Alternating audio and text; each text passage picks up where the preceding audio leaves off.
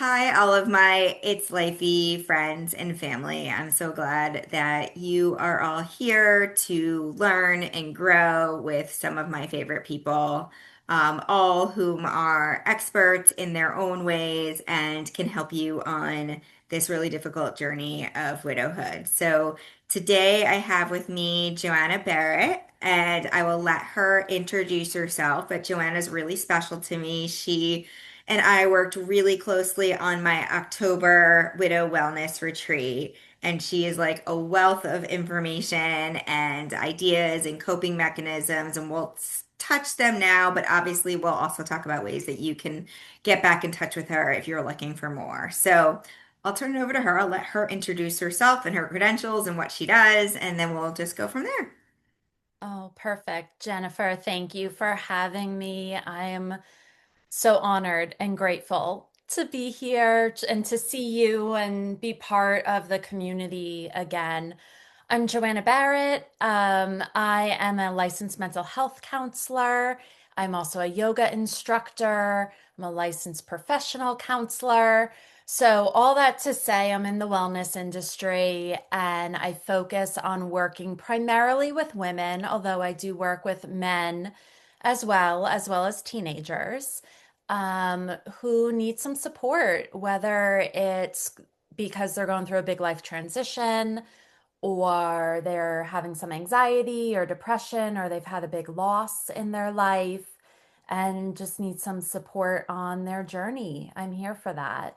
Yeah, definitely. So I know that you do the traditional therapy, but I also know that you have one foot also in the wellness space. Can you talk about how that impacts the more kind of traditional talk therapy and what else you do that brings these two worlds together? Yeah, I love the integration of both traditional psychotherapy as well as more modern and holistic modalities.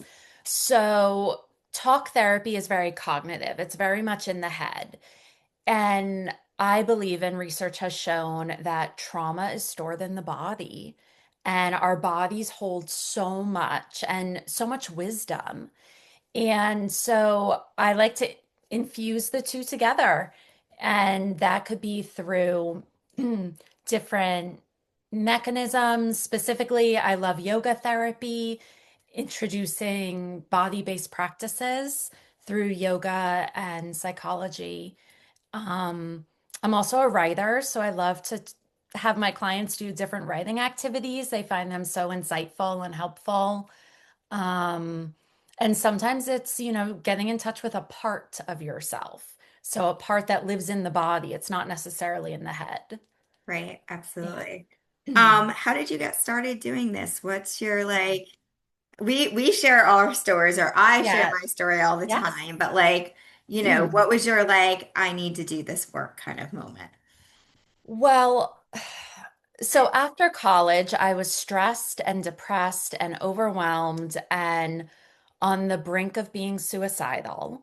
And I've written about that. I have some blogs on my website about that period of time in my life and how yoga helped me through that dark time and psychotherapy as well. And so I have firsthand experience of how some of these modalities and practices can really shift the nervous system, can really help someone. And then I decided after several years, I wanted to become a yoga teacher and I wanted to become a therapist. So I went to grad school, I did my yoga teacher training and a lot of advanced studies. And that had me, working with clients as well as being really deeply steeped in my own practices. Like I practice what I preach. Yeah, no, And absolutely. and then I had some losses in my life that were pretty big for me and very impactful. And that's how I sort of got into some of the grief work.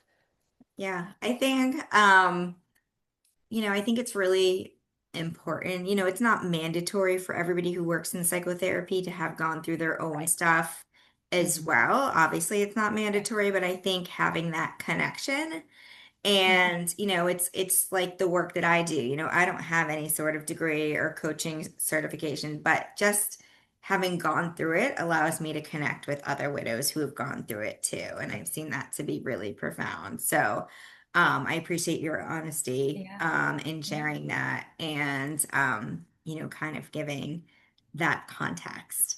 Mhm. So you're doing one-on-one therapy, you're doing yoga classes. What else? I feel like we haven't caught up in a Yeah. while. What else is new and exciting? Well, there's some fun and exciting things on the horizon for me that Okay. haven't quite launched yet, but I will give a little sneak preview. I have a 6 week course that's part yoga, part psychology that's going to be virtual coming out probably this fall, Okay. called From Outer Chaos to Inner Calm. Oh, I When love that life name. is like swirling, thank you, when life is swirling around you and things are chaotic in the outer environment, how to find that center point within you, how to be calm, admit, even with all the chaos. So that I'm working on that program, and that will be launching as well as a more intensive, probably 3 month program after that for more Okay. in-depth, probably more so for people who are really struggling with anxiety Okay. or big life transitions, big life changes, and they need like a grounding point. That's what I'm Absolutely. hoping this program will be. Let's see what else. I've been speaking at conferences, co-leading retreats. I just got back from Costa Rica on a Nice. training Oh my that I gosh. attended. Um, What kind of like, training? I'm just kidding. oh, yeah, This is it's this is me and Joanna yeah, catching up slash yeah, like helping no, you this is guys. So great. sorry. Yoga and transformational inner work Okay. certification training program. That's very cool. I love that. And I and love that. it is really rich and deep material. And I it's love good. that. Good I stuff. love that. And I'm sure you'll be incorporating a lot of that in these fall programming as well. Yes. And I just think that I've always been a fan, but I've become a mega fan of group work.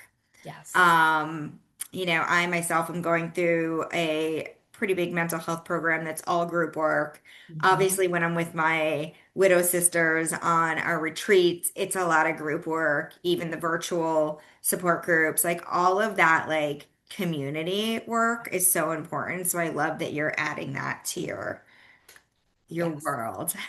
Yeah, and I believe healing happens in community. We're not meant to be isolated. Yeah. And we're not meant to be standing out there on our own. We need each other. We need people who understand. We need people who can validate what we're feeling and what we're going through. And to have people come together in community for groups, I Yeah. think group work is some of the most powerful work there is. And I've experienced that personally and have offered it professionally, but not in a while. So I'm excited to kind of circle back around to do some group work. I might Yeah, steal that line, healing happens in community. it does. Because Yeah. yeah, no, it's very true. So when Yeah. we were together in October, we did some ritual work, and I know that that's a big part of what you did. And so I thought maybe as I'm always trying to give the community tips and tools of things to kind of help them manage their grief, and coping mechanism. And I love your ritual. So maybe you could share like one or two of those, with us.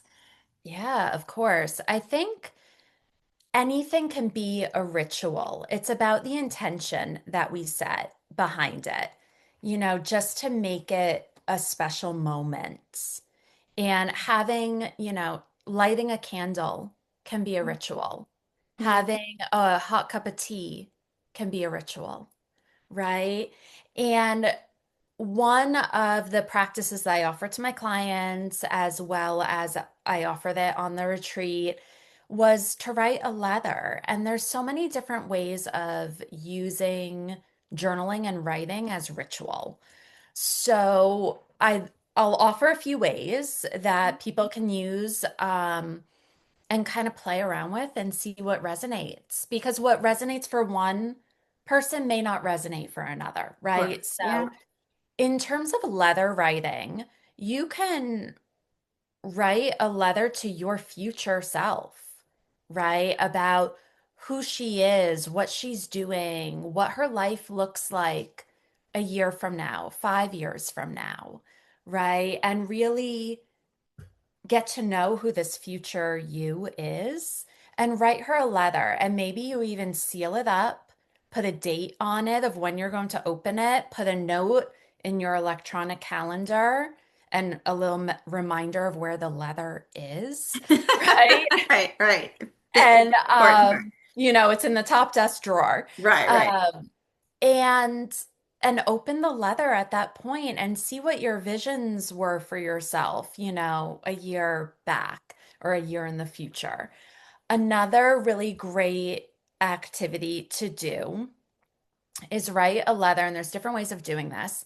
Write a letter to the person that you've lost, Mhm. right? And it could be a Sunday evening ritual that every Sunday evening you have a journal, and I have my this is my grief journal. You write a letter sharing about what happened this week Mhm. or what's on your mind or what you wish they were here for or a lesson that was learned. And it could be a weekly ritual, a monthly ritual. So you could write a letter to the person. You could also kind of channel from the person to yourself. What would they say to you? You know, maybe you do this on special anniversaries or special occasions. What would they say about how you're living your life and how you're continuing to show up in the world, even though some days are harder than others, I love right? that one so much. I Yeah. hadn't heard that one from you. And actually, Jock's Yeah. the anniversary of his death. It'll be 2 years on May 21st. And so it's coming up. And I Yeah. definitely think I'm gonna do that Okay. one. Okay. And Yeah, I really like that. yeah. Because and I do a lot of this at the retreats, as you know, like life is hard enough to Yeah. like beat our, to be sitting Yeah. there. I'm not one to sit around and like vent. If Right. you want to do that off with your widow sisters, which everyone does, let's be real. Mhm. We all have lunch breaks and, Yeah. other breaks where it's like, are you going through this? Yeah. Are you going through this? But like when we're together, I always try and create a positive environment of like, what are you proud of? Or what did you think you couldn't ever do, but you have done? Like those kinds of messages. And so I really like the idea. I mean, I like them all, but I love the idea of channeling the person and thinking about what they would say to you. Yeah. I like Yeah. that a lot. And thank you. And I love that one too. And sometimes, if there are kids involved in someone's life, you can also on special anniversaries or just because it's a Sunday evening, involve the kids, with sharing a memory and jotting it down in a notebook. And so eventually you're going to have a notebook just filled with all the memories. Yes, Or can ask, like, what would, this loved one be proud of for you right. from this week, Yeah, right? no, I do. I love that so much. Um, Anything else that's kind of a little bit more like ritualistic as it ties to grief? Yes. Well, and I think writing and creating sacred space for it, Okay. right? Having a place that you would write, the same place, a candle that you light, a cup of tea that you have with you, maybe, a smell of something or a cozy blanket. Like make it so that it feels really lovely for yourself. And I think that's part of the ritual. The other piece is every so often, and we did this at the retreat, we did it with fire, right? We wrote about what we're letting go of Mhm. and what we're ready to release, and we put it into the fire. And fire is destruction into creation, it's transmutation, it's alchemy. And so fire is really powerful.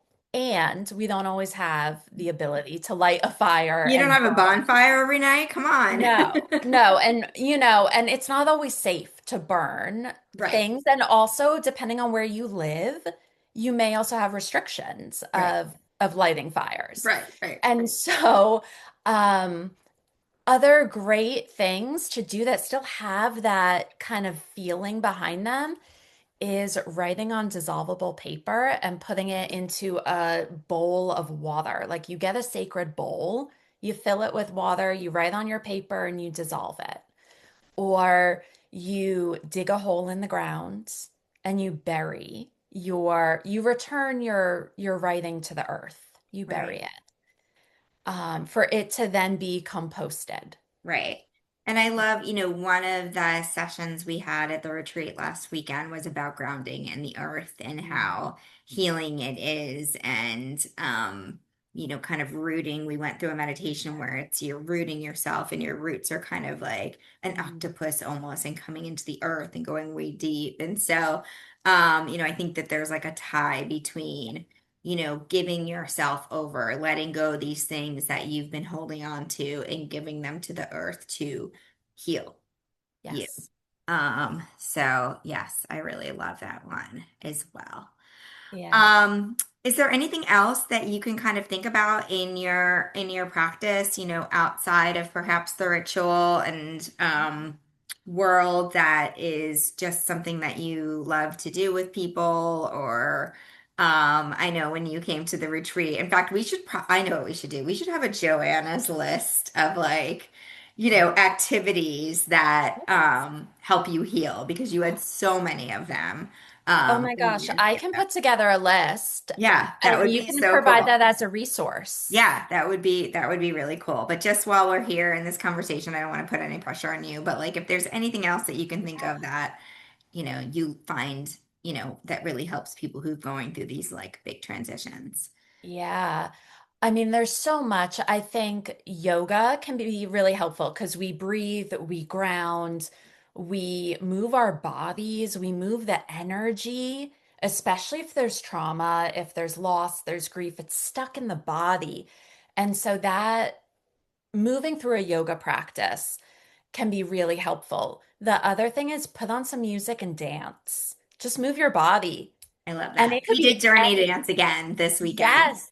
Yeah. Yes. So Journey Dance is great. And even creating your own playlist of songs for different moods or Yeah. for when you're low energy and you need to be a little more upbeat, right? I love that. Or when you're low energy and you want to honor that and kind of stay in that for a period of time. Yeah. Um, In the program that I'm doing, the mental health program I'm doing right now, we did an activity where we had a page and it was like match a song to different moods, like when you're sad, when you're angry, when you're frustrated, when you're joyful. And, we all wrote down songs and then they're like, okay, go make a playlist out of this. yeah. And it's like your feelings playlist, your emotions playlist. So Yes. I think that there is a huge tie between music and healing. Um, There is. And I have a playlist on my that I created for myself. It has meaningful songs for me. It might not mean anything to anyone else, but I curated it for me. It's called Feel and Heal. okay. And it's my Feel and Heal playlist. And I put that on, and it has a lot of different songs. So anytime I feel like I need to feel my feelings, I need to cry, I have a section of songs. They're my go-to, will help me cry songs. Oh my God, it like reminds me of like a breakup, like Yeah. Oh yeah. like Or I want to feel excited. I want to feel pumped up. I need to get my energy up, whether it's for my family or my work, or I'm going out with friends. I need to be a little more up. yeah, I have my like fun dance songs that I'll yeah, listen to, right?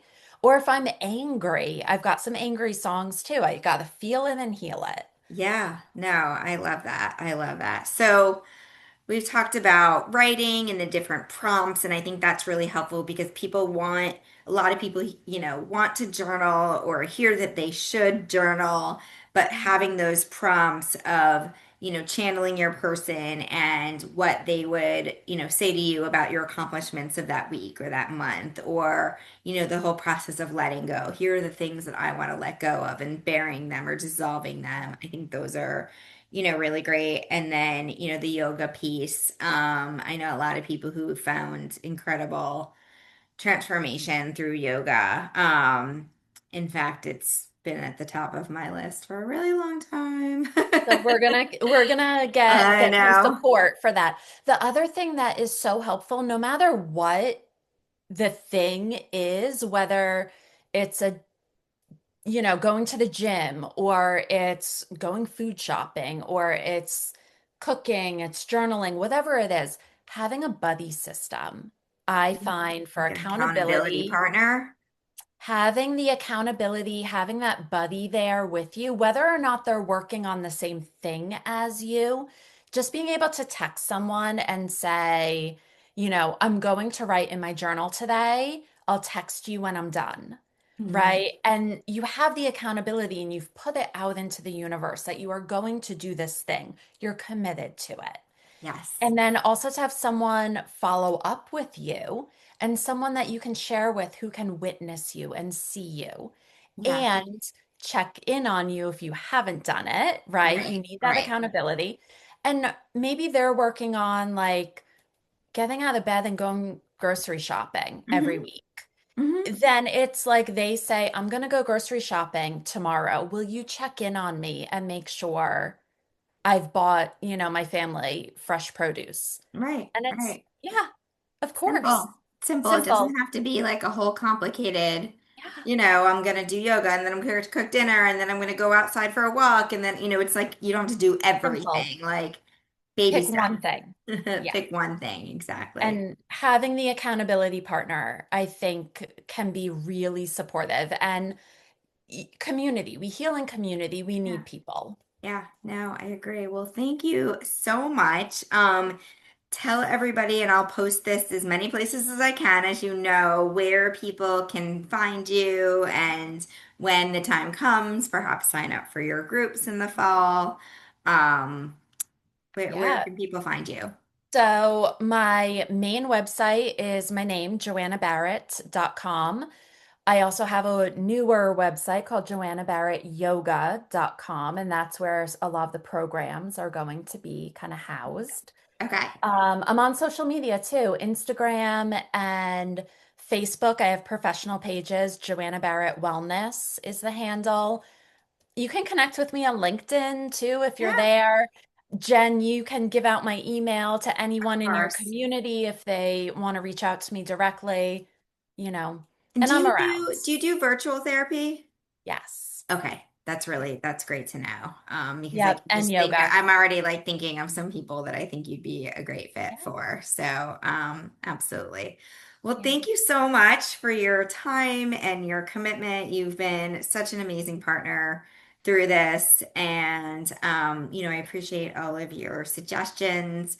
And I encourage people to reach out to Joanna. She's amazing. I'm sure your programming in the fall is going to be amazing. And Yeah. just kind of aligning, how we align on that philosophy of healing and community. Like that is really what It's Lifey is all about, is building community for widows specifically, but building community nonetheless. So thank you so much, and we will catch up soon. Thanks, Jen.